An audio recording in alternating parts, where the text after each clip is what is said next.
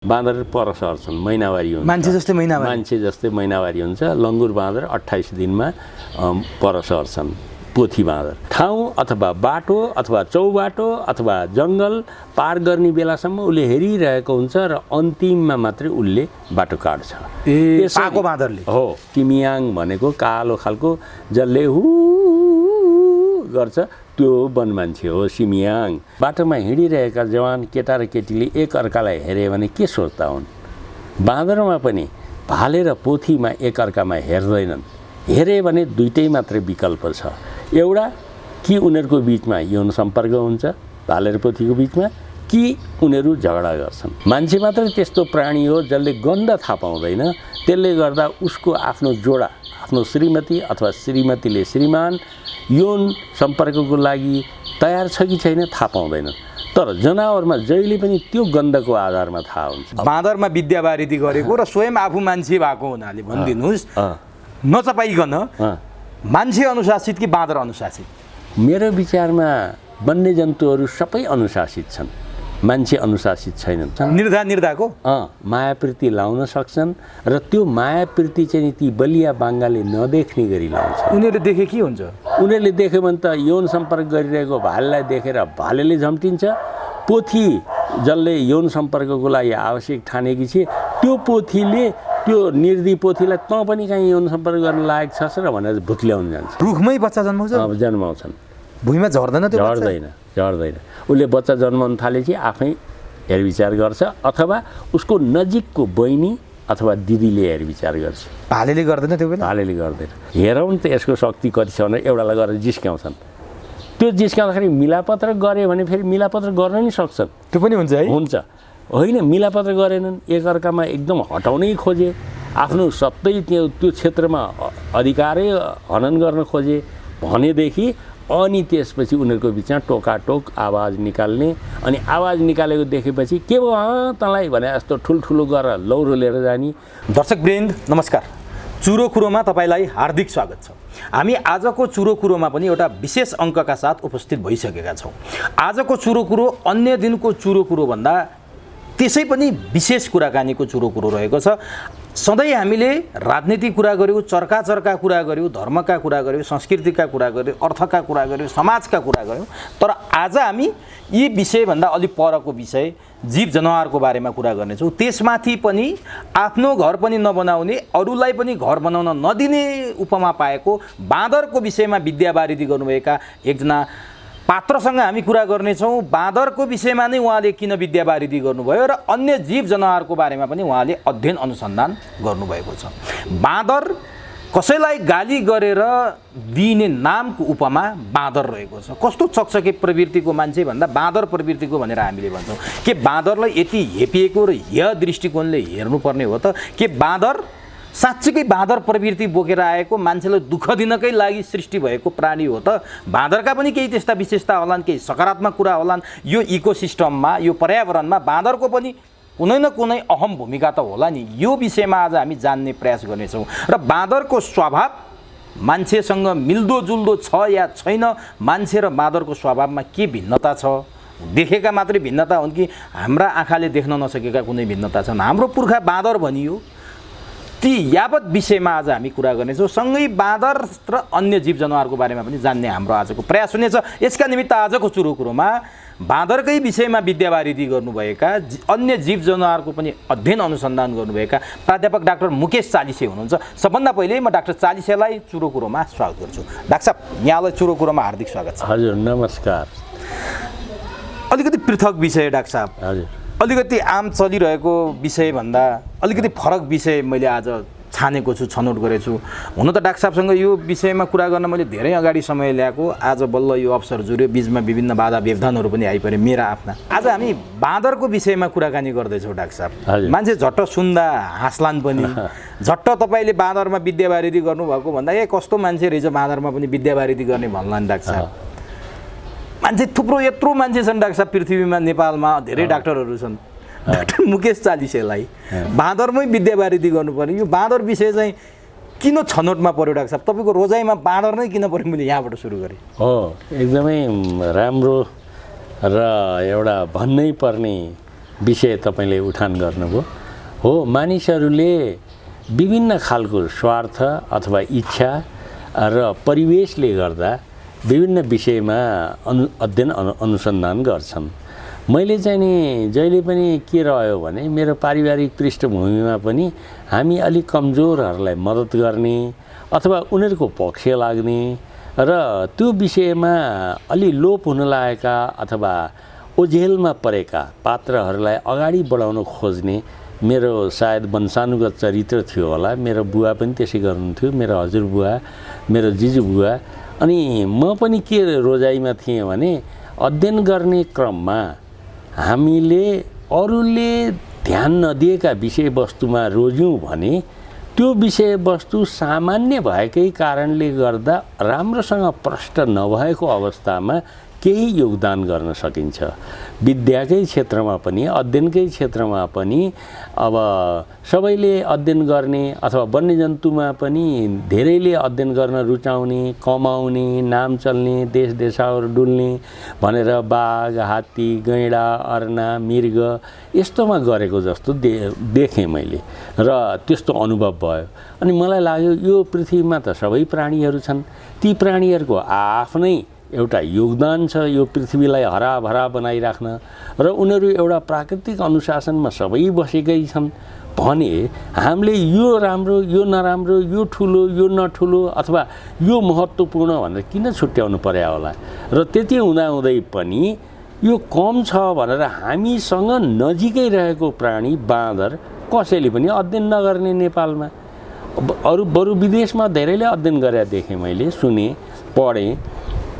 अनि मलाई लाग्यो कि नेपालका बाँदरको अध्ययन गर्छु, किनभने नेपालका बाँदर मैले त्यतिखेरसम्म पहाडी भागदेखि लिएर तराईसम्म देखेको थिएँ र तर तराईतिर हुने बाँदर र पहाडतिर हुने अलिअलि फरक जस्तो पनि लाग्थ्यो, तर मलाई अध्ययन थिएन।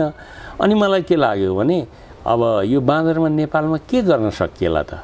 फेरि नेपालमा एउटा के पनि रह्यो पहिलेदेखि नै भने म गाउँघरमा हुर्केको मान्छे, वन झाँक्री हुन्छ, वन मान्छे हुन्छ भन्थे। अनि यो वन मान्छे भनेको बाँदर जस्तै हो कि के होला, कसरी विकसित भएको होला भन्ने कौतूहलता मेरो मनमा आयो।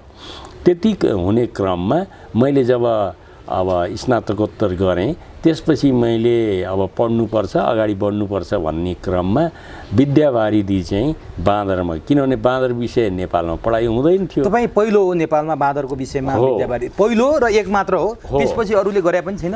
बाँदरकै विषय केही जोडिएर गरेका छन्। अहिले मैले नै गराएको 2 जना विद्यार्थीहरू हुनुहुन्छ, उहाँहरू अब एकजनाले त पास गरिसक्नुभयो, पिएचडी पनि गरिसक्नुभयो, लेक्चरर हुनुहुन्छ। अर्को एकजना लेक्चरर हुनुहुन्छ, उहाँले सिद्ध्याउनु भएको छैन, तर उहाँले केही खण्डी रूपमा गर्नुभएको छ। कसैले सामान्य अब वितरणको बारेमा, कसैले चाहिँ उनीहरूको जातिको बारेमा गर्नुभएको छ। मैले चाहिँ आनी बानी बेहोरा समग्र बाँदरको समग्र त्यो बाँदरलाई केन्द्रित गरेर गरेँ र बाँदर अध्ययन गर्ने जुन प्रविधि छ, जुन तरिका छ, मेथड भन्छन्, त्यो मेथड लागू गरेर अध्ययन गर्ने म पहिलो हो नेपालमा। र त्यस्तै पिएचडी गरेर विभिन्न खालका राष्ट्रिय अन्तर्राष्ट्रिय पुरस्कार पाउने पनि म पहिलो नै। तपाईँले अन्तर्राष्ट्रिय पुरस्कार पनि पाउनु भएको छ, एकैपटक 2टा पुरस्कार, के पुरस्कार? हजुर, मैले चाहिँ यो पिएचडी सक्दा नसक्दै 1996 मा अन्तर्राष्ट्रिय संरक्षण पुरस्कार भनेर अमेरिकामा भएको ठुलो कन्फरेन्समा 1200 वैज्ञानिकहरूको बिचमा अद्वितीय काम गरेको भनेर 1996 मा त्यो पुरस्कार पाएँ र लगत्तै नेपाल के पुरस्कार थियो त्यसलाई, त्यसको अङ्ग्रेजीमा नाम कन्जर्भेसन एवार्ड 96 हो, अब नेपालीमा संरक्षण पुरस्कार भनौँ।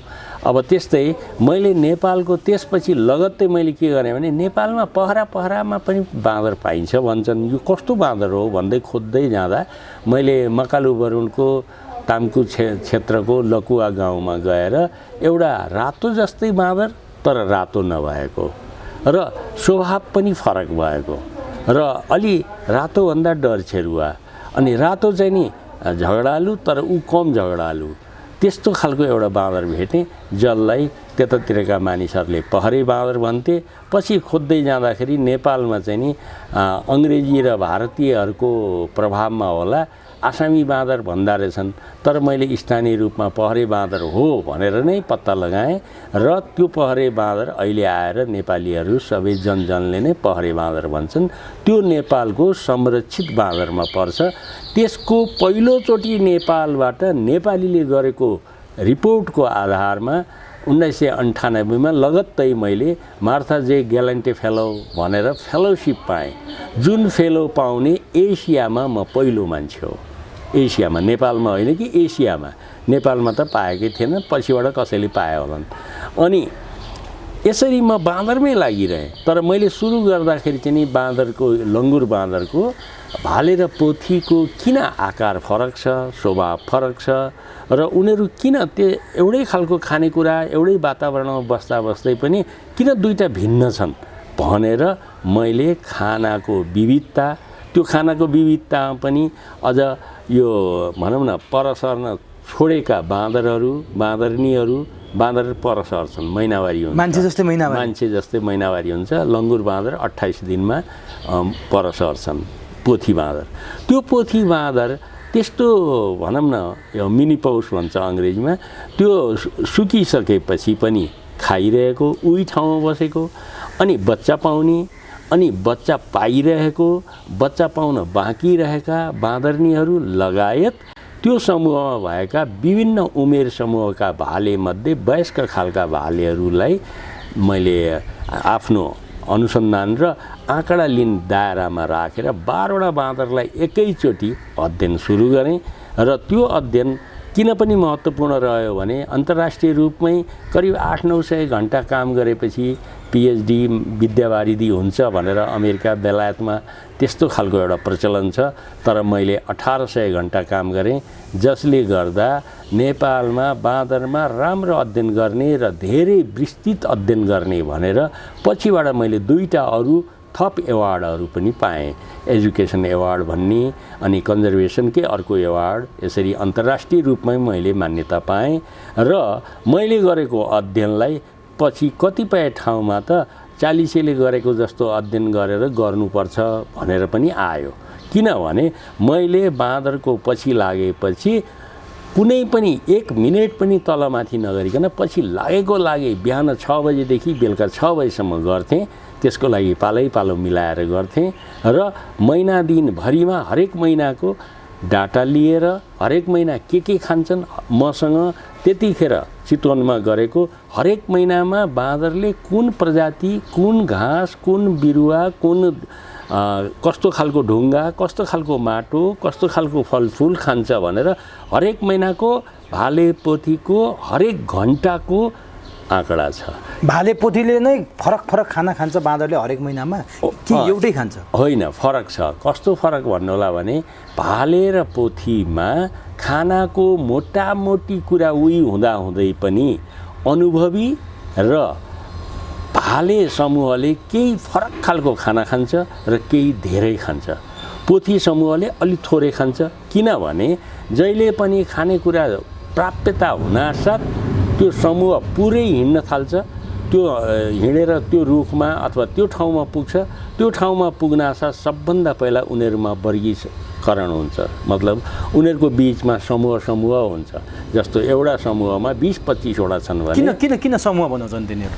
त्यो उनीहरूको चाहिँ नि सामान्यतया बलका आधारमा समूह भएको हुन्छ। कसरी भन्नु होला भने जस्तो जख्खु भाले चाहिँ नि 1 नम्बर हो भने जख्खु पोथी 2 नम्बर अथवा पोथीहरूमध्ये 1 नम्बर।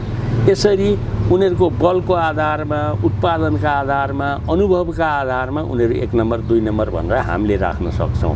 हुन त उनीहरू आफै बाँड्छन् कि होइन, बाँड्दैनन्। उनीहरूको गतिविधिबाट थाहा हुन्छ। होइन, जस्तो 20-25 जनाको समूह भनेर भन्नुभयो नि, त यो समूह, त यो समूह, त्यसरी छुट्याउने होइन। मान्छेले छुट्याउँछ। त्यो खाँदाखेरि अथवा त्यो कुनै चिजमा बस्दाखेरि अथवा कुनै सुरक्षित ठाउँमा जाँदाखेरि त्यो उनीहरूको हैसियत अनुसार उनीहरूले व्यवहार गरिरहेका हुन्छन्। अनि यस्तो अवस्थामा चाहिँ जुन पाको छ, जुन सबभन्दा बलियो छ, सबभन्दा जान्नी छ, उसले चाहिँ नि सबै समूहलाई हेरेर त्यसलाई खतरा नपरोस् अथवा आफ्ना समूह सदस्यलाई अप्ठ्यारो नपरोस् भनेर एक ठाउँमा बसेर त्यो ठाउँ अथवा बाटो अथवा चौबाटो अथवा जङ्गल पार गर्ने बेलासम्म उसले हेरिरहेको हुन्छ र अन्तिममा मात्रै उसले बाटो काट्छ। पाको बाँदरले हो। अब यसरी के देखिन्छ भने उनीहरूको भित्र एक प्रकारको प्राकृतिक अनुशासन र प्राकृतिक एउटा श्रेणीकरण भए जस्तो देखिन्छ। त्यो कुरा हामीले अध्ययन गर्ने क्रममा अनि यो 1 नम्बरको रहेछ, त्यो हुनाले यसले धेरै होस गर्यो, अरूलाई माया गर्छ, यो 2 नम्बरको रहेछ, यस्तो छ, यो बिच्चा खालको रहेछ, जसले गर्दाखेरि उसले मौका पाउँदाखेरि आफ्नो समूहलाई अप्ठ्यारो नपारिकन आफूलाई फाइदा हुने काम गर्दो रहेछ भनेर हामी थाहा पाउँछौँ। अब यो त तपाईँले यसरी थाहा पाउनु हो। जस्तो बाँदरको बारेमा यति विस्तृत अध्ययन गरिसकेपछि अन्तर्राष्ट्रिय पुरस्कार पाइसकेको डाक्टर चालिसेलाई बाँदरको सबै स्वभावका बारेमा थाहा नहुने कुरो भएन। बाँदरमा नि जस्तो हामीले मान्छेसँग एकपटक तुलना गरौँ न। हुन त हाम्रो पुर्खा बाँदर भनेर हामीले पढ्दै आयौँ, होला नहोला त्यो एउटा कुरा छँदैछ। बाँदरबाटै विकसित भएर आएको भन्छौँ, त्यो चाहिँ तपाईँको अध्ययनमा चाहिँ पाउनुभयो कि पाउनु भएन? त्यो यस्तो हो। अब हामी बाँदरबाटै विकसित भएको भन्नुभन्दा नि हाम्रो र बाँदरहरूको वंश प्रारम्भिक कालमा एउटै हो, एउटै ठाउँबाट आएको। यसको लागि एकदम सजिलो तरिका के छ भने सबैजनाले बुझ्ने, हाम्रो हातमा जसरी नारीबाट आउनासाथ 5वटा औँला हुन्छन्, हो त्यस्तै गरी एउटै बाँदर समूहबाट बिस्तारै विकसित हुँदै यो औँलाहरू जस्तो यो कान्छी औँला भन्यो अलि सानो खालको छ, साइली औँला, माइली औँला, चोर औँला, बुढी औँला भने जस्तै यस्तै गरी बाँदर पनि विकसित हुने क्रममा पृथ्वीमा विभिन्न खालका बाँदरहरू आए र त्यो बाँदर आउने क्रममा 234 प्रजातिका बाँदर छन् पृथ्वीमा। त्यो 234 प्रजातिमा 5वटा बाँदर पुच्छर नभएका छन्, 229 बाँदर चाहिँ पुच्छर भएका छन्। अब यी पुच्छर भएका बाँदर चाहिँ अलिक कम विकसित मानिन्छ, पुच्छर नभएका बाँदर विकसित बाँदर भनिन्छ। त्यसमध्ये सबभन्दा पहिला हामीले वनझाँक्री भन्ने गरे अथवा वन मान्छे भन्ने गरे सबभन्दा कान्छो। वनझाँक्री वन मान्छे पनि बाँदर नै हो। अनि त्यो हुन्छ वनझाँक्री वन मान्छे जस्तो हाम्रो अहिलेको यो के अरे जावलाखेलको चिडियाखानामा सिमियाङ भनेको कालो खालको जसले हु गर्छ त्यो वन मान्छे हो सिमियाङ। त्यसपछि ओराङ ओटाङ भन्ने हिजो आज हिमाली क्षेत्रमा चिसो बढेको हुनाले आजभन्दा धेरै वर्ष अगाडि इन्डोनेसियातिर गए, त्यहाँ ओराङ ओताङ पाइन्छन्। ओराङ ओताङ भनेको इन्डोनेसियाको भाषामा वन मान्छे। त्यसपछि गोरिल्ला भन्ने छ, त्यो गोरिल्ला भन्ने गर्मी ठाउँमै भएको हुनाले अहिले पनि अफ्रिकामा छन्, नेपालमा छैनन्। अनि त्यसपछि चिम्पान्जी भनेको अर्को यस्तो पुच्छर नभएको बाँदर हो जसको चाहिँ नि पोथीहरू श्रीमानसँग अथवा जोडासँग मन परेन भने अर्को लिएर हिँड्छन्। बाँदरहरूमा भाले त्यो श्रीमान श्रीमती भनेर मान्छेको जस्तै छुट्टिन्छ, जोडा जोडा हुन्छ उनीहरूको। अब त्यसपछि अन्तिममा यो औँला जसरी फाटिएको छ, 4वटा यतातिर र एउटा यसो, यो चाहिँ नि मान्छे हो। एउटै ठाउँबाट आएको यो चाहिँ नि मान्छे हो, किनभने यो अरूभन्दा पृथक छ। यो पृथक 2टा मात्रै कारण छ। एउटा कारण चाहिँ नि उसको शरीरको बनावट, दोस्रो कारण मस्तिष्क क्षमता। हामी संसारभरि रहेका बाँदरमध्ये 233 बाँदर भन्दा पनि माथिको भनेको मतलब यो चिम्पान्जीको करिब 680 देखि 800 घन सेन्टिमिटर क्षमता हुन्छ दिमागको भने हाम्रो 1200 हुन्छ। हाम्रा पुर्खा जङ्गली मान्छेहरू करिब चिम्पान्जी र गोरिल्ला जस्तै बुद्धि भएका थिए। त्यो हुनाले उनीहरूको आवाज थियो, भाषा थिएन, बानी बेहोरा थिएन, सम्झाउने कुरा थिएन। त्यो बेलामा उनीहरू शिकार गर्थे, बस्थे, खान्थे। त्यसकारण हामी मानिसहरू उनीहरूसँग नजिक हौँ, उनीहरूसँग हाम्रो धेरै कुरा मिल्छ, आनी बानी स्वभाव। अब तपाईँलाई रमाइलो लाग्ला, चिम्पान्जीहरू र मान्छेले गर्ने यौनिक क्रीडा उस्तै खालको हुन्छ र आम बाँदरहरूले मान्छेले जस्तै आफ्नो बच्चालाई अथवा मन परेको साथीलाई चुम्मा खान सक्छन्, मुही खान सक्छन्, सँगै बस्छन्। अनि मान्छेले जसरी जुम्रा हेरिदिन्छ बाँदरले पनि जुम्रा हेर्छ होइन। मान्छेले जसरी अब भनौँ न एउटा रमाइलोको लागि पनि तपाईँलाई अनौठो लाग्ला, जस्तो बाटोमा हिँडिरहेका जवान केटा र केटीले एक अर्कालाई हेऱ्यो भने के सोच्दा हुन्? बाँदरमा पनि भाले र पोथीमा एक अर्कामा हेर्दैनन्। हेरे भने 2टै मात्रै विकल्प छ। एउटा कि उनीहरूको बिचमा यौन सम्पर्क हुन्छ, भाले र पोथीको बिचमा कि उनीहरू झगडा गर्छन्। दुईटा बाहेक तेस्रो आँखा, त्यो हुनाले बाँदरसँग आँखा नजुदाउनु भन्ने कारण त्यो हो। मान्छेलाई पनि त्यस्तो सोध्छ मान्छेले पनि त्यस्तै, मान्छेलाई पनि उसले त्यस्तै सोध्छ। यदि बाँदरसँग भाले बाँदरसँग तपाईँले गएर केटी मान्छेको आँखा जुद्यो भने के हुन्छ? जुद्यो भने उसले यहाँ गरेर पहिला तर्साउनु खोज्छ, नजिकै पर्यो भने र महिलाको गन्ध उसलाई मन पर्यो भने आक्रमण गर्न सक्छ अथवा यौन सम्पर्क गर्न खोज्या जस्तो गर्न सक्छ। यो कुरा हाम्रै नेपालमा अर्घाखाँचीतिर स्कुल गएका नानीहरूलाई, केटीहरूलाई, 9-10 क्लास पढ्ने केटीहरूलाई लखटेकोबाट प्रमाणित हुन्छ। त्यहाँ चाहिँ स्कुल जाने युवतीहरूलाई लखट्यो, सानी बच्चाहरूलाई लखटेन, लोग्ने मान्छेलाई नि लखटेन, तर महिलाहरूलाई। किनभने बाँदरहरू लगायत यो संसारका सबै जीवजन्तुहरू, वन्यजन्तुहरूले यौन सम्पर्क लगायत अरू क्रियाकलापहरू गन्धका आधारमा, दृश्यका आधारमा, सुनाइको आधारमा गर्छन्। मान्छे मात्रै त्यस्तो प्राणी हो जसले गन्ध थाहा पाउँदैन। त्यसले गर्दा उसको आफ्नो जोडा, आफ्नो श्रीमती अथवा श्रीमतीले श्रीमान यौन सम्पर्कको लागि तयार छ कि छैन थाहा पाउँदैन। तर जनावरमा जहिले पनि त्यो गन्धको आधारमा थाहा हुन्छ।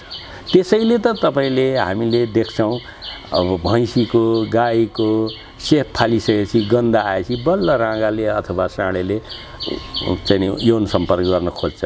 कुकुरहरूमा एउटा सिजन आइसकेपछि बल्ल हुन्छ। हरेक जनावर मान्छेमा चाहिँ सधैँभरि हुने हो। मान्छेमा त मान्छे त यो अतिरिक्त दिमागको कारणले गर्दा धेरै तर्क गर्ने र धेरै अब न्यु खोज्ने भनौँ अथवा धेरै कुरा गर्ने, अतिरिक्त कुरा गर्ने कारणले गर्दाखेरि उसले गर्न विभिन्न खालका अतिरिक्त क्रियाकलापहरू गर्छ। त्यो हुनाले मान्छेको यो पछाडिको दिमाग जुन छ त्यो दिमागको भाग चाहिँ नि तर्क गर्ने भाग हो। यो तर्क गरेकै आधारमा उसले अनेक कुरा गर्छ, अनेक खालका व्यवहार गर्छ। तर जनावरहरूमा, सबै जनावरहरूमा प्राकृतिक अनुशासन हुन्छ। प्रकृतिले डोर्याएको आधारमा मात्रै उनीहरूका गतिविधिहरू हुन्छन्। भनेपछि मान्छे अनुशासित कि बाँदर अनुशासित? तपाईँले आज यो बाँदरमा विद्यावारिधि गरेको र स्वयं आफू मान्छे भएको हुनाले भनिदिनुहोस्, नचपाइकन मान्छे अनुशासित कि बाँदर अनुशासित? मेरो विचारमा वन्यजन्तुहरू सबै अनुशासित छन्, मान्छे अनुशासित छैनन्। कुन अर्थमा भने वन्यजन्तुहरू प्रकृतिले दिएको अनुशासनमा रहन्छन्, उनीहरूको आफ्नो दायराभन्दा बाहिर जाँदैनन्। जस्तो तपाईँले जङ्गलको बाँदरले मृगसँग यौन क्रीडा गरेको देख्नुभएको छ? कहिले पनि हुँदैन। किनभने उसलाई थाहा छ कि मेरो यो जोडा होइन। तर मान्छे अहिले पछिल्लो खेपमा आधुनिकताको नाममा समलिङ्गी पनि भएका छन्। जनावरमा त्यो हुँदैन। जनावरमा समलिङ्गी त उनीहरूले प्र्याक्टिसको लागि, व्यवहारको लागि अथवा सिक्नको लागि हुन्छ। जस्तो बाँदरका साना साना बच्चाहरू, दुध छुटेका 2टा भाले बच्चा छन् भने पोथीको अगाडि अथवा भालेको अगाडि, आफ्नो सपोज फादरको अगाडि, बाउको अगाडि यसरी गर्ने हो भनेर उसले गरेर देखाउँछ। तपाईँले पशुपति जानुभयो, स्वयम्भू जानुभयो भने ती साना छतौरा भन्छु म त्यसलाई, छतौरा बाँदरहरूले यौन क्रीडा गरेको नक्कल गरिरहेको हुन्छ। त्यो त उनीहरूले प्र्याक्टिस गरेका। यसरी गर्ने हो कि होइन, कसरी गर्ने हो, उनीहरू आफै सो शिक्षित भइरहेका। उनीहरूले कहिले पनि त्यो जबरजस्ती गर्दैनन्। उनीहरूले कहिल्यै करणी हुँदैन, उनीहरूको कहिल्यै बलात्कार हुँदैन।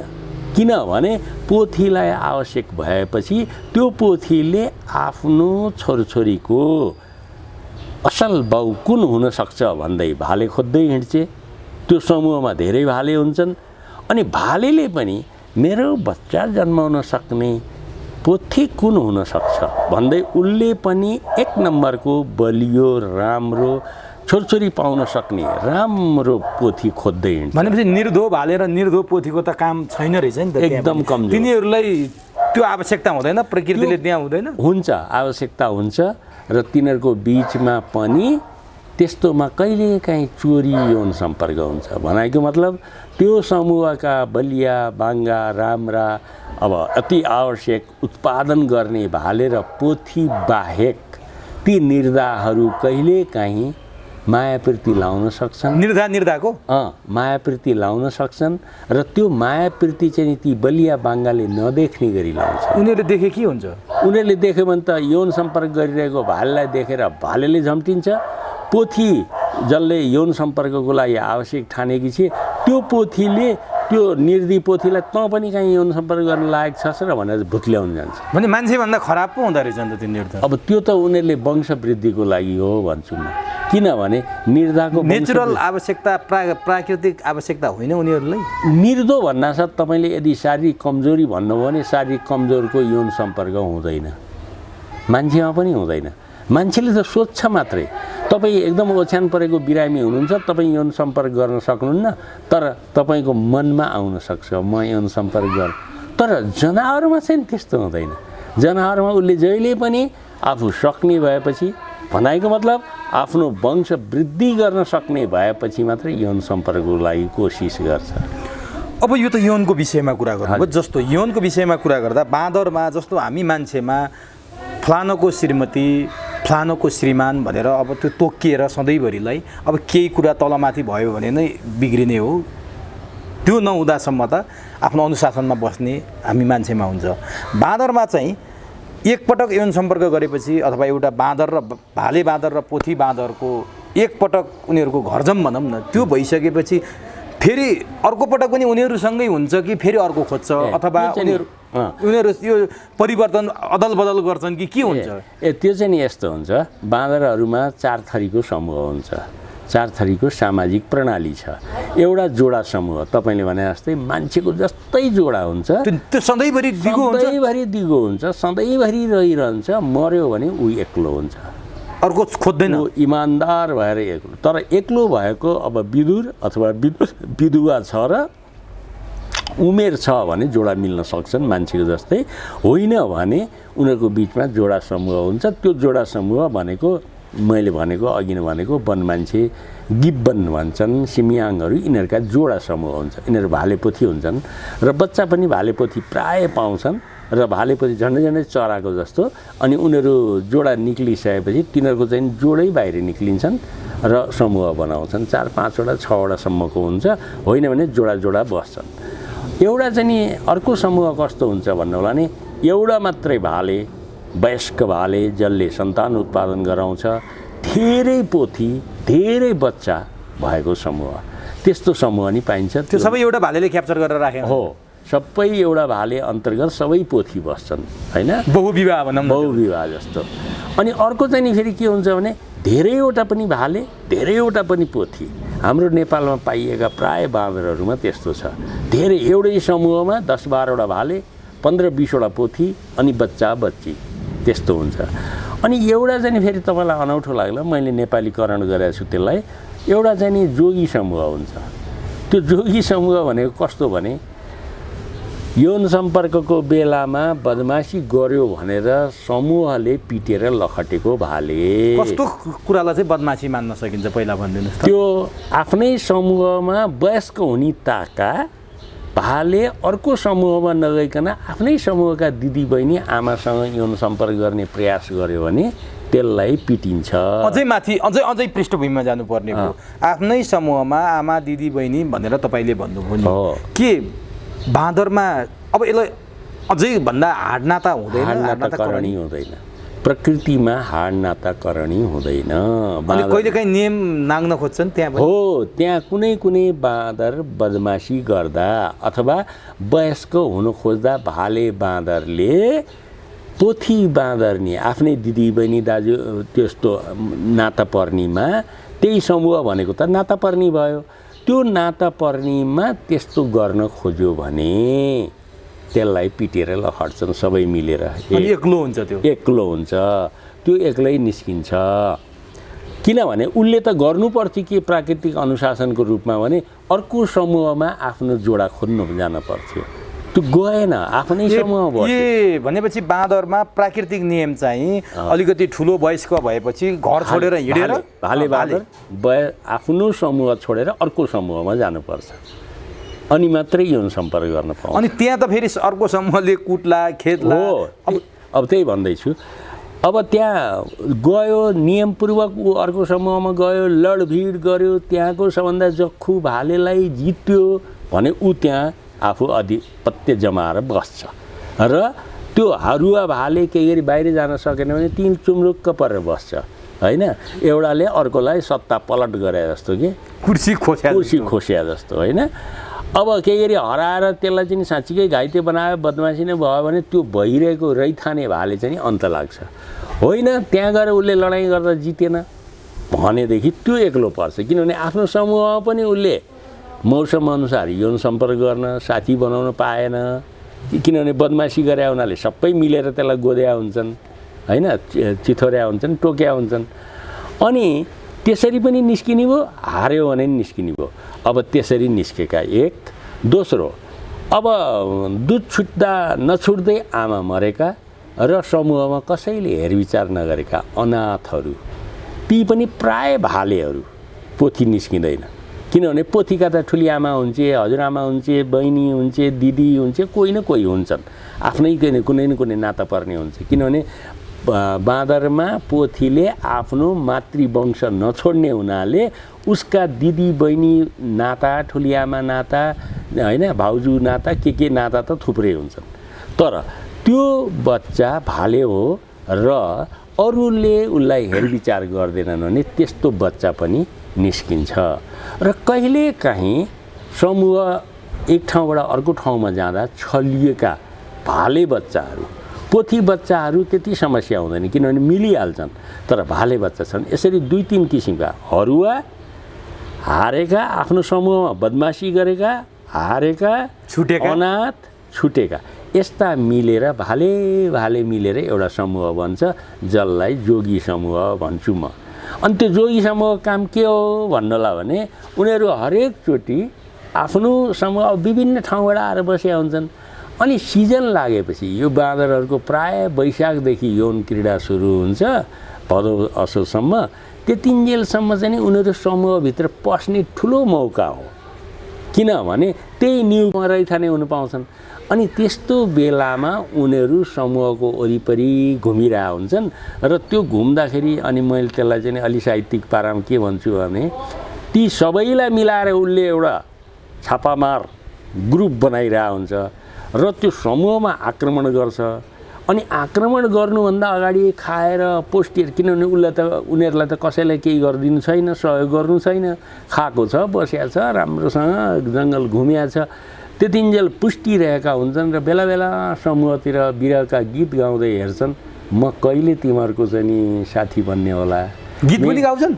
मैले भनेको होइन, त्यस्तो त्यो उनीहरूको भाषामा हुन्छ कि हुन्न? उनीहरूको भाषामा बिरह गरेको हुन्छ, उनीहरूको विरक्तिको हुन्छ। कहिले जाने होला त्यहाँ, कति राम्रा पोथी छन्, अरे त्यहाँ गएर साथी बनाउनु पाए मेरा पनि त मान्छे हुन्थे भनेर बस्छन्। र तिनीहरूको त्यो जोगी समूहको सबभन्दा बलियो भालेले चाहिँ तिनीहरूको सहयोग लिएर जान्छ र कहिलेकाहीँ ती सबैलाई त्यही समूहमा हुल्छ, जित्यो भने।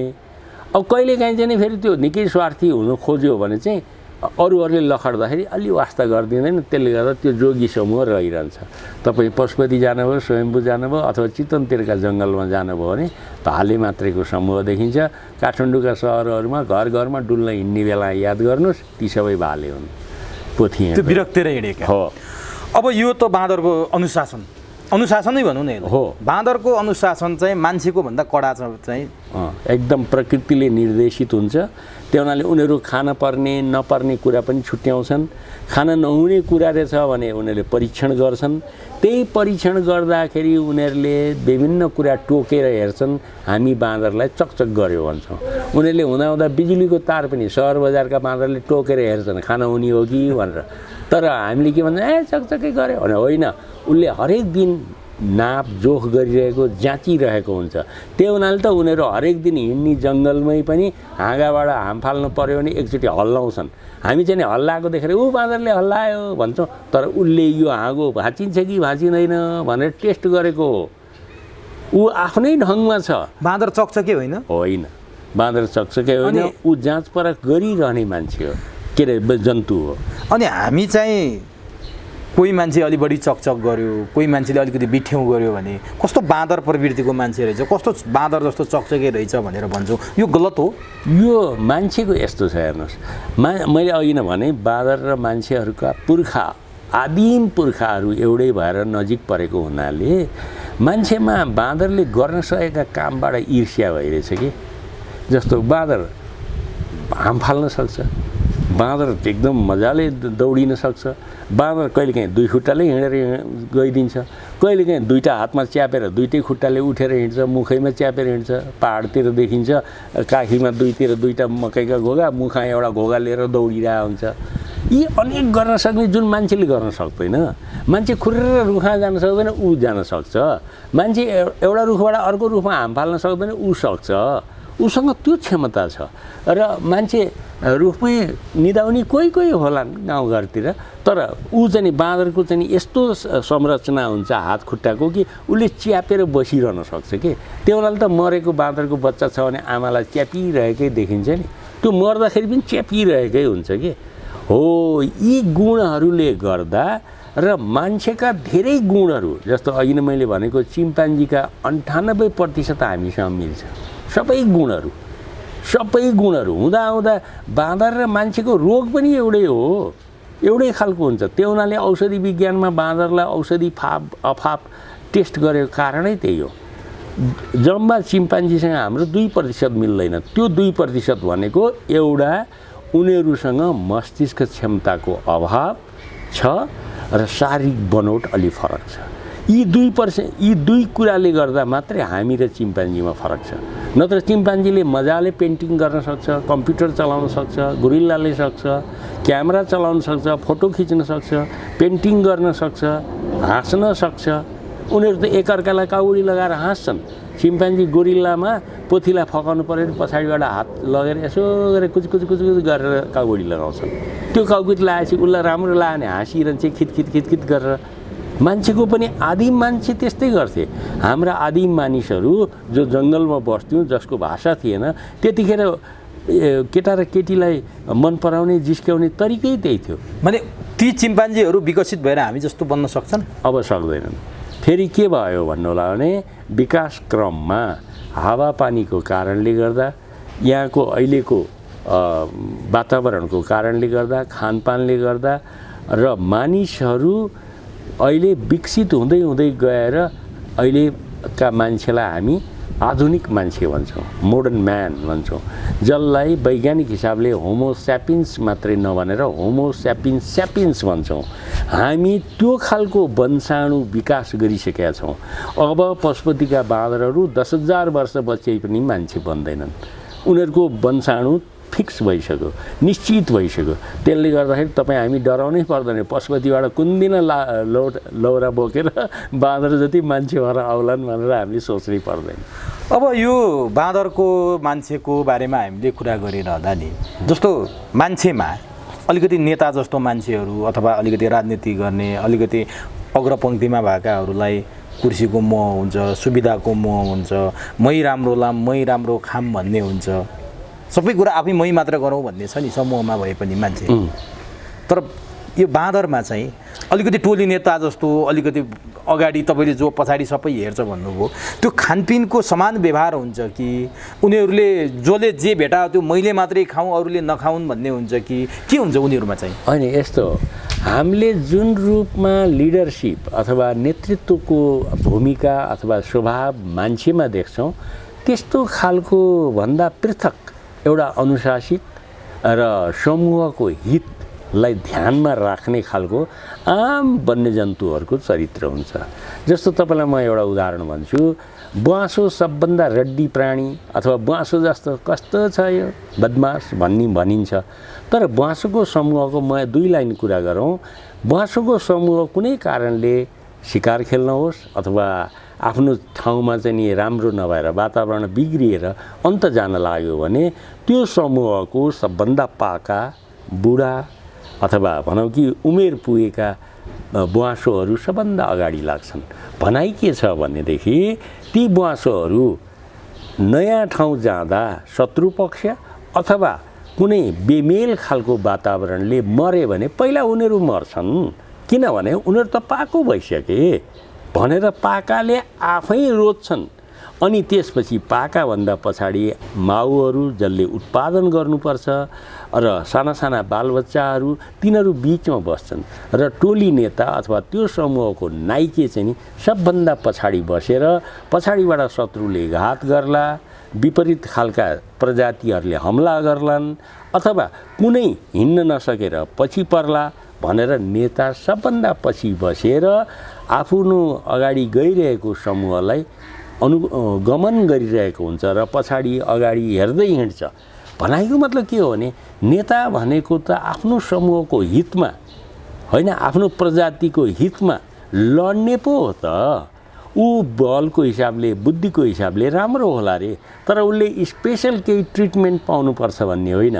उसको सबभन्दा ठुलो इज्जतै ऊ नेता भयो, सबभन्दा ठुलो इज्जत। तर मान्छेमा त छैन नि। हो, मान्छेमा मैले भने नि, मान्छेमा विभिन्न खालको तर्क गरेर विभिन्न नाटक गर्न सक्ने व्यवहार भएको हुनाले पाइँदैन। तर अर्को जनावर तपाईँलाई एउटा सामान्य खरायोको भन्छु म। खरायोको समूहमा पाको खरायोले के गर्छ, जब त्यहाँ झाडीमा कुनै अनौठो आवाज गन्ध केही थाहा पाउँछ उसले खुट्टा ठोकेर हेर्छ, ढ्याक ढ्याक ढ्याक ढ्याक गरेर खुट्टा ठोक्छ। किनभने अरू खरायोलाई त्यो कुरा थाहा हुँदैन कि त्यहाँ शत्रु छ कि खतरा पैदा भयो कि भने उसले सम्पूर्ण आफ्ना साथीहरूलाई जानकारी दिन खुट्टा ठटाउँछ। त्यो खुट्टा ठटाएपछि बल्ल अरू सबै सतर्क भएर लुक्ने हो कि पालभित्र पस्ने हो कि कता जाने हो हेर्छन्। त्यो चाहिँ नि पाकोले गर्छ, नेतोले गर्छ, समूहको हित। अब हात्तीमा हेर्नुहोस्, हात्ती सबभन्दा बुढो भएर आफ्नो समूहलाई हेर्नै नसक्ने भयो भने समूहको नजिकै नजिकै रहेर चरिरहेको हुन्छ। त्यो बेला उसको धेरै जसो काम के हुन्छ भने आफ्ना समूहका लागि केही खतरा छ कि, कोही शत्रु पो आइलागेका छन् कि, मांसाहारी जनावर नजिक छन् कि भनेर हेरिरहन्छ। यदि आएको थाहा पायो भने उसले आवाज लगाउँछ, क्वाँ क्वाँ गरेर कराउँछ। तपाईँ सामान्य हेर्नुहोस् न, भँगेराहरूको समूहमा नजिकै केही गरी सर्पो अथवा कुनै जनावर अथवा मांसाहारी चिज आयो भने उनीहरू कसरी कराएर सबैलाई जानकारी गराउँछन्। नेता भनेको त त्यस्तो हो। नेता भनेको मोज मस्ती गर्ने र मान्छेलाई अथवा आफ्ना सदस्यलाई रैती जोताएर आफू ठुलो हुने होइन। नेता भनेको अथवा लिडर भनेको कुनै समूहको त त्यो समूहको हितमा सबभन्दा बढी बुद्धि पुर्याएर काम गर्न सक्ने बुद्धि विवेक भएको बलियो बाङ्गो सदस्यलाई नेता भनेको। तर मान्छेको जातमा तर्क शक्ति र विभिन्न कारणले गर्दा के भइदियो भने उसले जहिले पनि नेता भन्दा सबभन्दा बढी सोख गर्नुपर्ने अनि उसँग नजिक रहेकाहरूलाई पोस्नुपर्ने, उसँग विमत राख्ने अथवा उसको कुरालाई अलिकति सघाउ पुर्याउँदाखेरि अर्कै किसिमले सघाउ पुर्याउनलाई हेला गर्ने अथवा निकाल्ने, त्यस्तो त प्रकृतिमा हुँदैन। अब मान्छेमा यही बुद्धिको कारणले गर्दाखेरि उनीहरूमा यस्ता यस्ता तर्क आउँछन्। भनेपछि सबैभन्दा रड्डी जाति चाहिँ मान्छे भनेर देखियो। प्राकृतिक अनुशासनको हिसाबले सबभन्दा रड्डी, किनभने त्यही रड्डी भएको हुनाले त हेर्नुहोस् न, तपाईँ नेपालमै पनि एउटै विचारधारा भनेका समूहहरू कति धेरै छन्। एउटै विचारधारा भनेपछि एकै ठाउँमा किन नबसेका भने उनीहरूका स्वार्थहरू फरक भनेपछि बरु जनावरले समाजवादको अभ्यास गरेका छन्। मजाले जनावरले समाजवाद मात्रै होइन प्रजातन्त्रको पनि ठुलो उपयोग गरेको छ। उनीहरूमा प्रजातन्त्र प्रयोग गरेको तपाईँले थाहा पाउनुभयो भने तपाईँ छक्क पर्नुहुन्छ। जस्तो तपाईँले यी हाम्रै कोशीमा रहेका अर्नाहरूको मैले अध्ययन गरेको छु। त्यो कोशीका अर्नाहरू के गर्छन् भने 5-6वटा अर्ना 10-12वटा अर्नाहरू सँगै बसिरहेका छन्, आला खेलिरहेका छन् भने त्यतिन्जेलमा यदि जस्तो भनौँ 5वटा अर्ना एकै ठाउँमा छन् भने 3टा अर्ना उठेर जतापट्टि फर्केका छन् त्यतैपट्टि सबै जान्छन्। 2टा अर्ना अर्कोतिर फर्केको छ, घाँस धेरै छ भने पनि त्यो 2टा अर्ना त्यो घाँस चर्न जाँदैन, 3टा उता जान लागे भनेर बहुमतलाई कदर गर्दै पछि जान्छन्। अब यो प्रजातन्त्र, योभन्दा राम्रो प्रजातन्त्र के हो? बहुसङ्ख्यकले जे मान्छ त्यही गर्छु भन्छन्। मृगहरूको पनि त्यस्तै छ। मृगहरू उठेर खुट्टा ठटाएर कान फरफर पारेर जतापट्टि धेरै लाग्छन्, जतिसुकै घाँस भए पनि त्यही लागेकोतिर जान्छन्। तर त्यस्तो त भेडो प्रवृत्ति पनि त भनेला नि एउटा भेडो आम फाल्यो भने सबै भेडा आम फालेको पनि हामीले देखेका छौँ नि भेडाबाट फेरि त्यो सिकाउनु त्यो देखिँदैन तर उसले जानेको चाहिँ नि के हो भन्नुला भने एकजना गएको छ भने यो जान हुने ठाउँ भनिएको हो तर भेडोलाई पनि नराम्रो तरिकाले हामीले हो भन्छौँ किन भनेदेखि हामी एकहोरो लागेर काम गर्नेलाई सबैलाई हामी भेडो भन्छौँ नि हाम्रो देशमै हेर्नुहोस् न नेपालमै बन्दुक बनाउन सक्ने गेहेन्द्र शमशेरलाई हामीले कति मानेका छौँ र भन्नुहोस् त अनि त्यो 10 फिट जतिको लामो तरबार बोक्ने उसलाई के अरे बलभद्र तपाईँ म्युजियममा देख्न सक्नुहुन्छ उसकी श्रीमतीले श्रीमानसँग चाहिँ नि ल तिमी चाहिँ नि लडाइँमा जित्नै पर्छ म पनि साथ छु भनेर त्यो 65-68 वर्षमा जाने मान्छे त्यो साहस त्यो देशको किल्ला र देशको चाहिँ नि सिमाना बचाउन आँट गर्ने मान्छे त्यो जोसको साथ अगाडि बढ्ने मान्छेलाई हामीले कति मानेका छौँ त्यहाँबाट सुरु गरौँ न हामी अहिले त के मानेका छौँ भने तपाईँलाई कति नाफा भएछ मलाई कति नाफा भएछ तपाईँ कति कमाउने म कति कमाउने बुद्धिसँग मतलब होइन तपाईँको हैसियत भनेको तपाईँको पैसासँग तपाईँको काठमाडौँमा घर छ कि छैन कति आनामा घर किन्नुभयो तपाईँको बुद्धिसँग होइन त्यही हुनाले त अहिले नेपालमा बुद्धि भएका मान्छे दुःख पाइरहेछन् बुद्धि नभएकाहरूले मोज गरेका छन् हो यो चाहिँ नि प्राकृतिक अनुशासनभन्दा बाहिर गएको हो त्यसैले गर्दाखेरि त बुद्धिलाई बेचेर भए पनि यान्त्रिक हिसाबले खाउँ भने उनीहरूले धनी राष्ट्रले बुद्धिजीवीहरूको पलायन भयो पनि उनीहरूले अरू केही नभए नि पैसा दिएर भए नि पाल्छन् कि दाना खुवाएर पाले बोको पाले चाहिँ होइन खसी पाले चाहिँ ल तँ चाहिँ नि मोटा धेरै मोटाइस् भने म धेरै नाफा आउँछ तैँले धेरै अनुसन्धान गर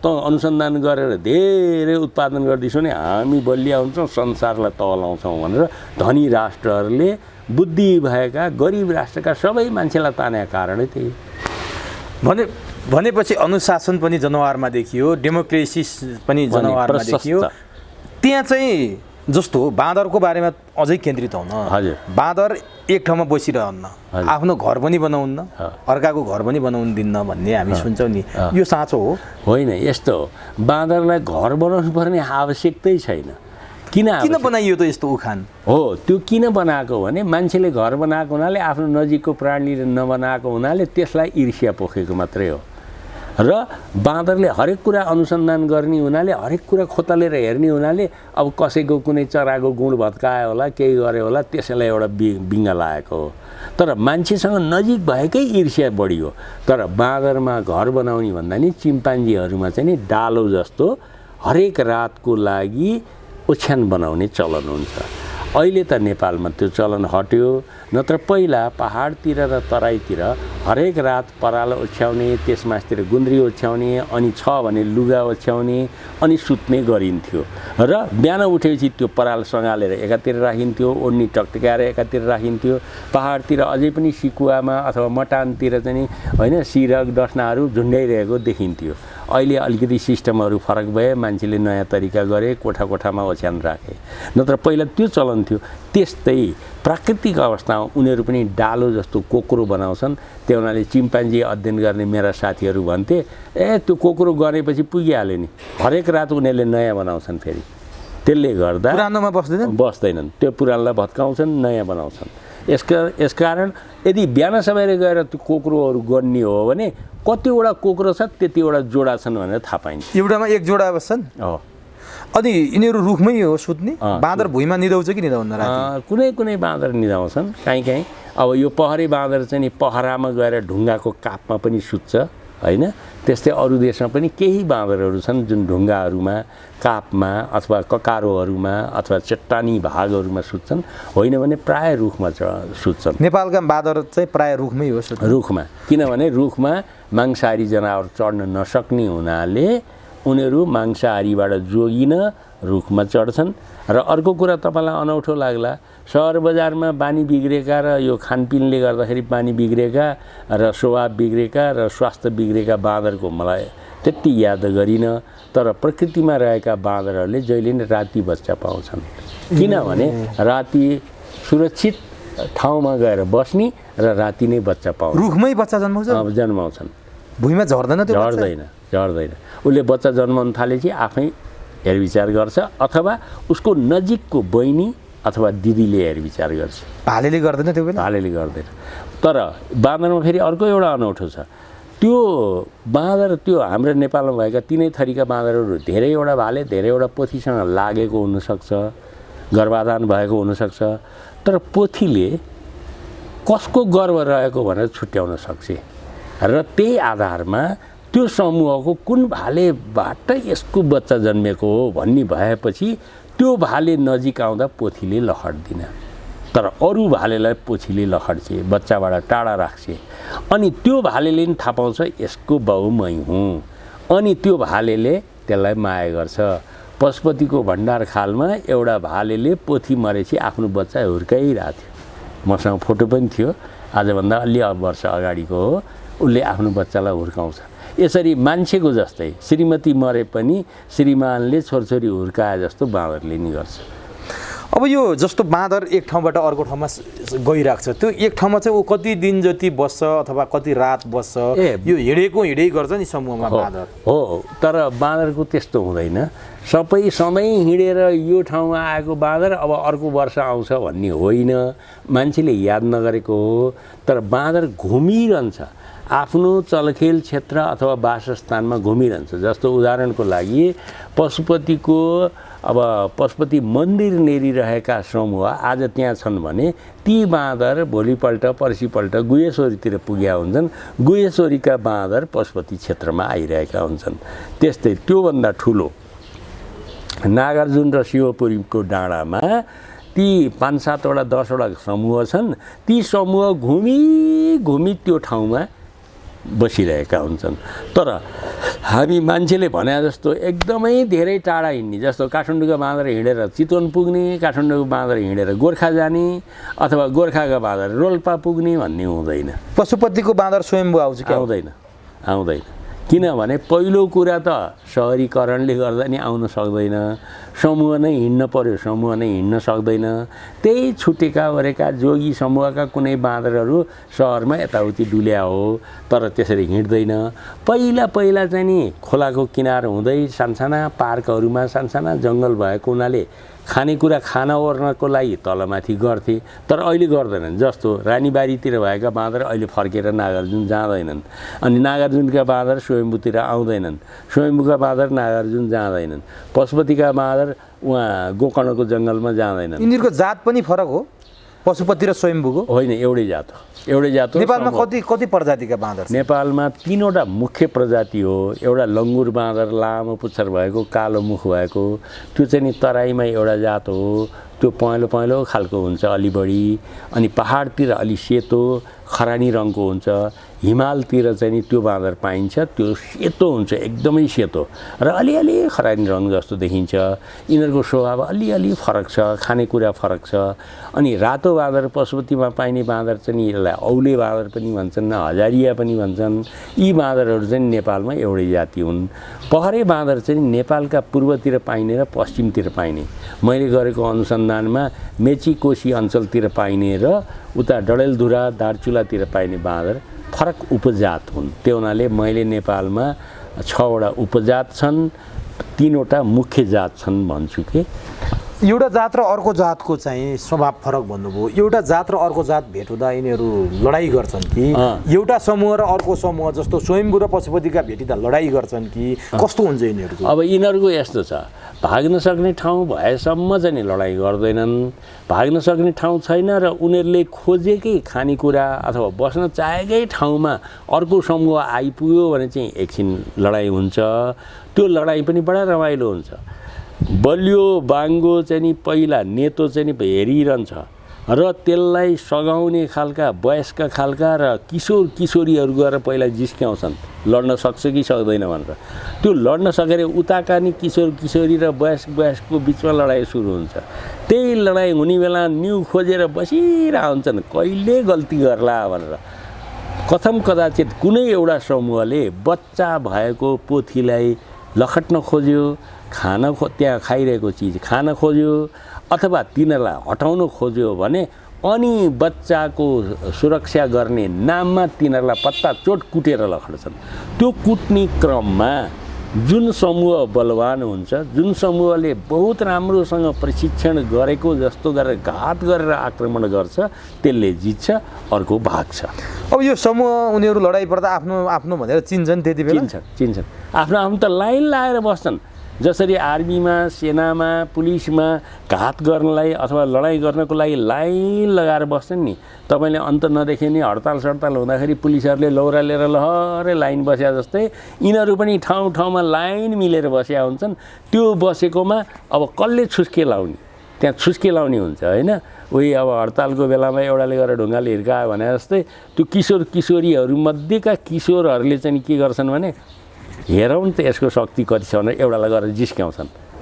त्यो जिस्क्याउँदाखेरि मिलापत्र गऱ्यो भने फेरि मिलापत्र गर्न नि सक्छन्, त्यो पनि हुन्छ है। हुन्छ होइन, मिलापत्र गरेनन्, एकअर्कामा एकदम हटाउनै खोजे, आफ्नो सबै त्यो क्षेत्रमा अधिकारै हनन गर्न खोजे भनेदेखि अनि त्यसपछि उनीहरूको बिचमा टोकाटोक आवाज निकाल्ने, अनि आवाज निकालेको देखेपछि के भयो तँलाई भने जस्तो ठुल्ठुलो गरेर लौरो लिएर जाने।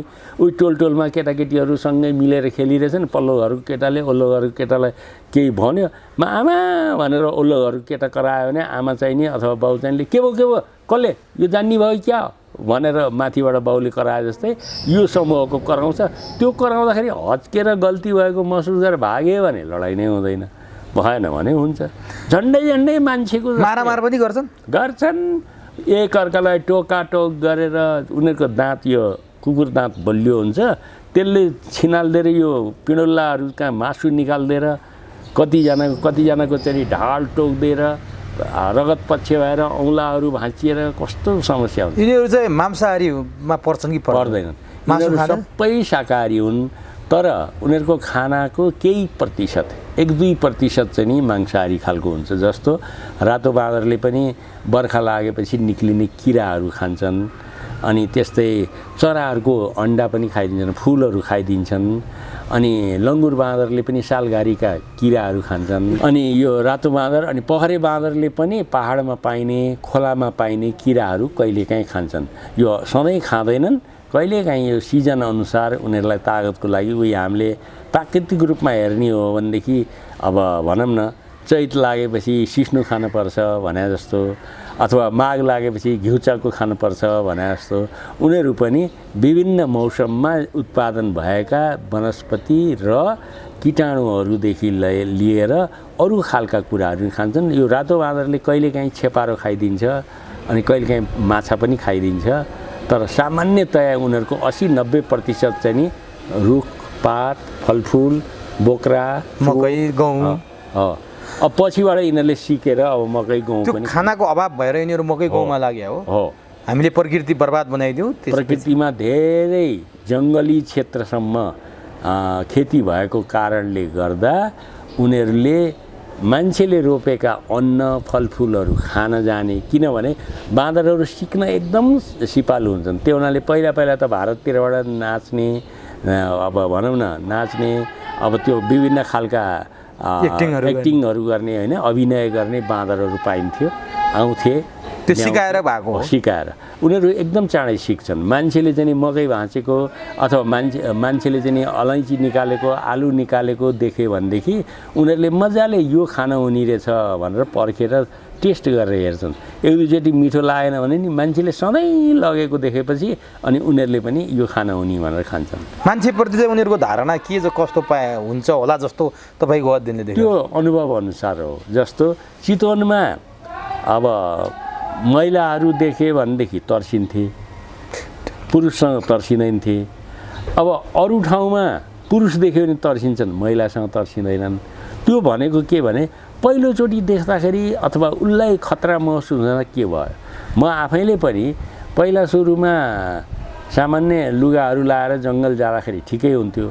जाडो महिना आइसकेपछि मैले जाडो थाम्दैन, अब यो तराईको जाडो अलि भित्रसम्म हुन्छ, यो भुइँ कुहिरो उठेर आउँछ भनेर आर्मीको रङको ज्याकेट लगाएको बाँदरहरू भागे।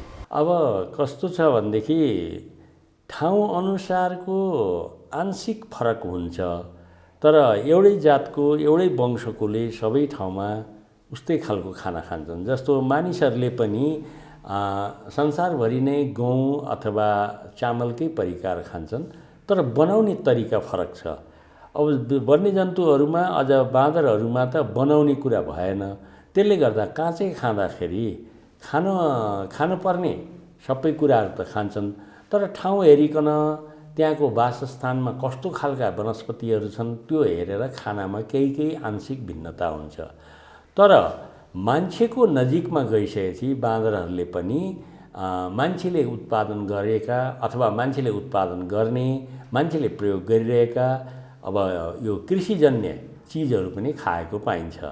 तर शुद्ध प्राकृतिक अवस्थामा रहेका बाँदरहरूले कहिले पनि खाँदैनन्। तपाईले चितवनकै जङ्गलको बिचकोतिरको भागका बाँदरलाई लगेर केरा खानिदिनुहोस्, भाग्छ डराएर, केराको कोसा फालिदिनुहोस्, भाग्छ। तर गाउँघरको नजिककाले खान्छन्। यो चाहिँ नि रहँदा बस्दा सिक्न सक्ने क्षमता धेरै भएको हुनाले बाँदरले जानेको हो।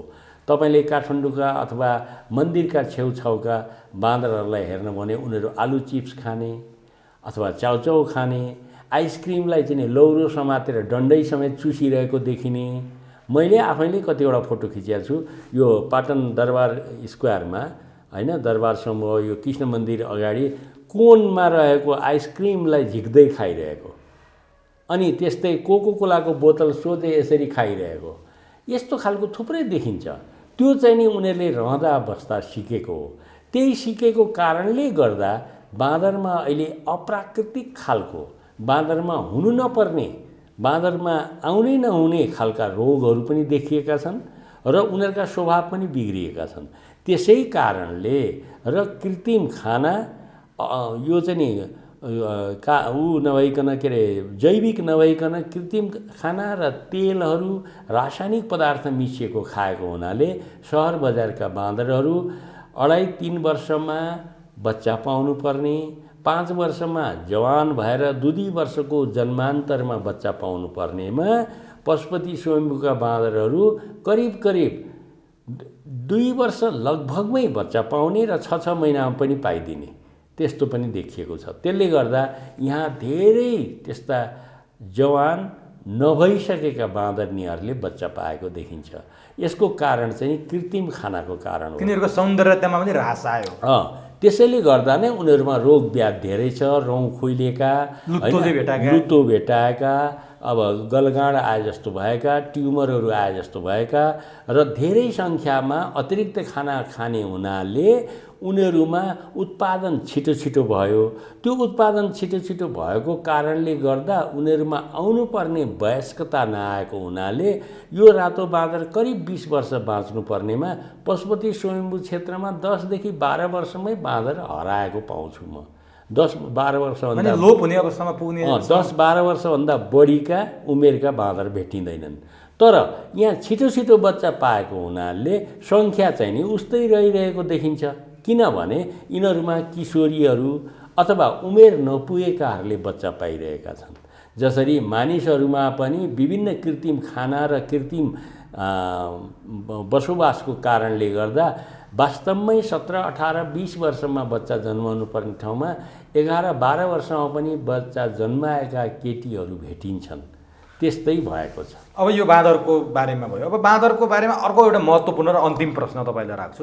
अहिले बाँदरले बाली नाली खायो भनेर विभिन्न किसिमका बाँदर लखेट्ने यन्त्र बनाएको पनि हामी देख्छौँ। बाँदर लखेट्नलाई त्यही गोठहरू, खल्यानहरू बनाएर मान्छेहरू बारीमा बसेका कुरा पनि देख्छौँ। के साँच्चीकै बाँदर यसरी लखेट्नु पर्ने हो? बाँदर मार्नु पर्ने हो? बाँदर मार्ने यन्त्र, बाँदर भाग्ने यन्त्र जम्मै बनाइयो। यो बाँदर नहुँदा प्रकृतिमा के असर पर्छ र जसरी बाँदर लखेट्ने हामीले नयाँ टेक्नोलोजीहरू प्रयोग गरिरहेछौँ, यसले चाहिँ के बाँदरमा चाहिँ कस्तो बाँदर लोप हुने अवस्थामा पुर्याउने र त्यसले के असर पार्ने सम्भावना देख्नुहुन्छ? अब पहिलो कुरा चाहिँ म बाँदरको पहिला गुणगान गरौँ।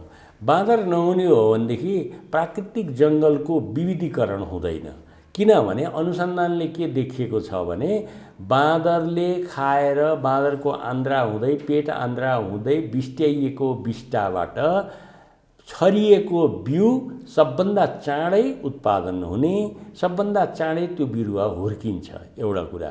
दोस्रो कुरा, बाँदरले चराहरूले नदेखेको फलफुल पनि देख्छ। किनभने बाँदरको बाइनाकुलर जस्तो, दूरबीन जस्तो आँखा हुन्छ, 2टा मात्रै यसरी ठ्याक्क देख्ने। त्यसले गर्दा पाकेर मस्त पाकेर बिउ बनिसकेका फलहरू उसले देख्छ र खान्छ। बाँदर एकै ठाउँमा बसी नरहने र जङ्गलमा घुमिरहने हुनाले उसले ठाउँ ठाउँमा गएर बिस्टा जुन गर्छ, जुन दिशा गर्छ, त्यसबाट उम्रेर बिउहरू ठाउँ ठाउँमा छरिने हुनाले जङ्गलको विविधीकरण हुन्छ। यो प्राकृतिक विविधीकरणलाई रोक्छ यदि बाँदर नहुने हो भने, रोकिन्छ। एउटा जङ्गलमा ठिङ्ग एउटा मात्रै जातको एउटा रुख होला, तर त्यसबाट उत्पादन भएका बिउहरू अथवा सर्न सक्ने हाँगाहरू भाँचेर बाँदरले ठाउँ ठाउँमा लैजान्छ र बिरुवालाई बलियो बनाउन पनि यसले मुना भएका हाँगाहरू भाँचिदिएको हुनाले काम लाग्छ र बाँदरले धेरै खालको सहयोग पुर्याउँछ। त्यसकारण बाँदर आवश्यक छ। यसको योगदान यो प्रकृतिमा, यो वातावरणमा राम्रो छ। तर बाँदरले पछिल्लो खेप मान्छेले गरिएका कृषिजन्य प्रणाली र प्रयोग गलत किसिमले भएको कारणले गर्दा बाँदरले पछि बालीनाली खान जाने र नोक्सानी भएको हामी भन्छौँ। किनभने एकताका जङ्गल फडानी गरेर गुल्जार गर्ने, सहर बसाउने, गाउँ बसाउने, झोडा फाड्ने, जङ्गल चितवन फाड्ने, तराई फाड्ने भन्ने त अभियानै थियो। त्यसपछि बिस्तारै के भयो भने मानिसहरूको जनसङ्ख्या 81 वृद्धि हुँदै जाँदा मान्छेहरूले आफ्नो गाउँभन्दा धेरै टाढा जङ्गलका सिमानासम्म खेती गरे, खोरिया लगाए, खोरिया फाँडे, खेती गरे। त्यो गर्ने क्रममा बाँदरले के गरेको होला भनेर हेऱ्यो, मृगले पनि हेऱ्यो, दुम्सीले पनि हेऱ्यो। सबैले हेर्दाखेरि त्यहाँ मकै, गहुँ, धान देखेपछि एक वर्ष खान जानेन, तर आफ्नो जङ्गलमा जब खानेकुरा कम हुनासाथ उसले त्यसलाई टेस्ट गरेर हेऱ्यो, त्यसलाई उसले चाखेर हेऱ्यो। चाखेर हेर्दा अप्ठ्यारो नपर्ने, नराम्रो नहुने देखेपछि र पेट भरिने देखेपछि खान सिक्यो। अब मानिसहरू चाहिँ नि फेरि के भए, नेपालमा विभिन्न राजनीतिक घटनाक्रममा जङ्गल फाँडिने तीव्र भयो, तर त्यो सँगसँगै जनसङ्ख्या वृद्धि भएको हुनाले जङ्गलसम्म खेती भयो। अब निकुञ्जहरूको छेउसम्म खेती भयो। तर पछिल्लो खेप मान्छे सहज मूल्य र सजिलैसँग पैसा कमाउने र पैसा नै ठुलो हो भनेपछि खेती गरेर वर्षभरि दुःख गर्नुभन्दा बरु विदेशमा चाहिँ नि काम गर्न जाने, बरु विदेशमा चाहिँ नि काम गर्न जाने अथवा सहर बजारमा दोकान थाप्ने अथवा केही व्यवसाय गर्ने भनेर हिँडेपछि घर गाउँमा खेती गर्ने एरिया क्षेत्रमा यो काम गर्ने जनशक्ति हरायो। हराउनासाथ के भयो, मान्छेले खेती बिस्तारै नजिक नजिक गर्दै गर्दै गाउँकै वरिपरि भयो। अब गाउँको वरिपरि हुनासाथ के भयो, हामीले गरेको खेतीबाट बानी बिग्रेका ती बाँदर, मृग, दुम्सी सबै त खाना कहाँ पाइन्छ भन्दै आउने भए र पहिला पनि जनावरले दुःख दिन्थ्यो, तर सञ्चारको कम चलखेलको कारणले गर्दा त्यो बेलामा 2 महिनामा त गोरखापत्र फलान ठाउँमा पुग्यो भन्थे। अहिले त्यस्तो नभएर हातमा मोबाइल, हातमा सञ्चार, हातमा पत्रकारहरू जिल्ला जिल्लामा भएको कारणले गर्दा एक ठाउँमा भएको घटना रातारात घन्टाभरमै सबैतिर फैलिने हुनाले पनि बढी हल्ला भयो। एकातिर सक्रिय जनशक्तिको अभाव, जसले गर्दा बचाउन जानुपर्ने, हेर्न जानुपर्ने, अनुगमनमा जानुपर्ने कुरा रहेन। त्यसले गर्दा मानिसहरूले आफ्ना घर गाउँ वरपर मात्रै खेती गरे र त्यो खेती गर्ने क्रममा त्यही बानी बिग्रिसकेका जनावरहरू बिस्तारै घर गाउँको वरपरै आए। अहिले तपाईँ पनौतीतिर जानुभयो भनेदेखि रतुवा मृग नै बगैँचामा आइपुग्छ। त्यो कारण के भने हिजो बेबरदेखि फुलचोकीसम्म फडानी गरेर खेती गरिएको थियो, आज मान्छेहरू खेती गर्न छोडे। अब उसलाई बानी लागिसकेको थियो, त्यो गन्ध सुँग्दै सुँग्दै मकै कहाँ छ भन्दै आउँछ। त्यहाँ सालक पनि त्यसै गरी आउँछ, बाँदर पनि त्यसै गरी। बाँदर लखेट्यो र बाँदर लोप हुने अवस्थामा पुग्यो भने अब यो लखट्ने भन्ने कुरा के भने क्षणिक रूपमा गाउँलेहरू मिलेर घर लौरो एक एकजना मान्छे रहेर रखवारी गरेर लखट्नु ठिकै हो, तर बाँदरले चाँडै सिक्न सक्ने हुनाले यो पड्काउने, ओर्नी, तर्साउने भन्ने कुरा यो लागू हुँदैन। किनभने एक वर्ष तर्सेलान्, अर्को वर्ष यो तर्सेर आएर मलाई लाग्दैन, आवाज मात्रै हो भनेर बाँदरले बुझिहाल्छ। त्यो बुझेपछि तर्सिँदै तर्सिँदैन। जस्तो तपाईँले पशुपति स्वयम्भूमा गएर यसो औँला देखाएर गुलेली जस्तो गर्न तर्सिँदैन। साँच्चीकै गुलेली बानी भइसक्यो। साँच्चीकै गुलेली देखाउनुहोस् अनि तर्सिन्छ। भनेपछि बाँदरको बानी भइसक्यो। अब बाँदर लखेटेर हुनेवाला केही छैन। तर स्थानीय सरकारहरूले बाँदर लखेट्ने भनेर बजेटै छुट्याउन थाले कि हो। त्यो चाहिँ नि बाँदर लखट्ने भनेर छोडिएको कुरा चाहिँ नि अध्ययन नगरिकन गरिएको हुनाले यो बजेट मात्रै सिद्ध्याउने कुरा भन्छु म। किनभने अर्थ छैन, त्यसको अर्थ छैन। किनभने पहिला त कतिवटा बाँदरले दुःख दिएका छन् त्यो हेर्नु पर्यो, पहिला त्यसको आँकडा लिनु पर्यो र साँच्चीकै नोक्सानी कति गर्छ। एउटाले गरेपछि मान्छे त आत्तिएर के भन्छ भने जस्तो एउटा बिरालो जत्रो प्राणीलाई जङ्गलमा देख्यो भने बाघै देखेँ भनेर आत्तिन्छ मान्छे। एउटा 10वटा बाँदर आएको छ भने हजारौँ थिए भन्छ। मैले गरेको अनुसन्धानमा त्यो पाएको छु, जहाँ 2000 भनियो त्यहाँ 300 बाँदर थिए, जहाँ 3000 4000 भनियो त्यहाँ 500 बाँदर थिए, जहाँ हजारौँ छन् भनियो त्यहाँ जम्मा 150। भनेपछि यो बजेट सिद्ध्याउने काम मात्रै हो भनेर हामीले बुझ्नु पर्यो। मलाई चाहिँ यो त्यति फलदायी होला जस्तो लाग्दैन। किनभने पहिला त बदमासै बाँदर कति र बाली नोक्सानी नै हुने कति र त्यसका आधारमा बाँदरलाई व्यवस्थापन गर्ने अरू विकल्पहरू सोचिनुपर्छ। यी विकल्प यो लखेट्ने मात्रै विकल्पले हुँदैन। हस्, समय दिनुभयो, अत्यन्त महत्त्वपूर्ण भनाइराखिदिनु भयो। अलिक फरक विषयमा फरक धारमा कुराकानी गर्ने यो अवसर दिनुभयो। फेरि अर्को बसाइमा अरू विषयमा कुरा गर्नेछौँ, यही बाँदरका विषयमा अरू थप कुरा गर्नेछौँ। समय र संवादका लागि हार्दिक धन्यवाद। हजुर, मलाई पनि आफ्नो मनमा लागेका र अनुभवले भएका कुराहरू भन्न दिनुभयो। तपाईँ र तपाईँको टिम सबैलाई त हार्दिक धन्यवाद।